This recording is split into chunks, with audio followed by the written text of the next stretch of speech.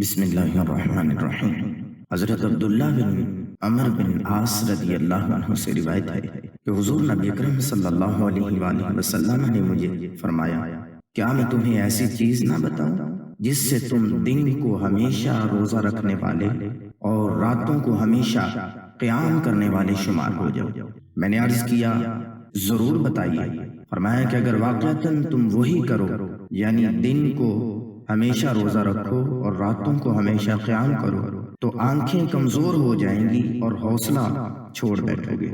یوں کرو کہ ہر مہینے میں 3 روزے رکھ لیا کرو، یہ ہمیشہ روزے رکھنے والی بات ہو جائے گی، یا ایسی بات ہو جائے گی جیسے ہمیشہ روزے رکھے۔ میں نے عرض کیا کہ میں اپنے اندر یہ ہمت پاتا ہوں۔ مسلم کا قول ہے کہ اس سے مراد ہے طاقت پاتا ہوں۔ ارشاد فرمایا، تو پھر داؤدی روزہ رکھ لو کہ وہ ایک دن روزہ رکھتے اور دوسرے دن چھوڑ دیتے، اور وہ دشمن سے مقابلے کے وقت بھاگنے والے نہیں تھے۔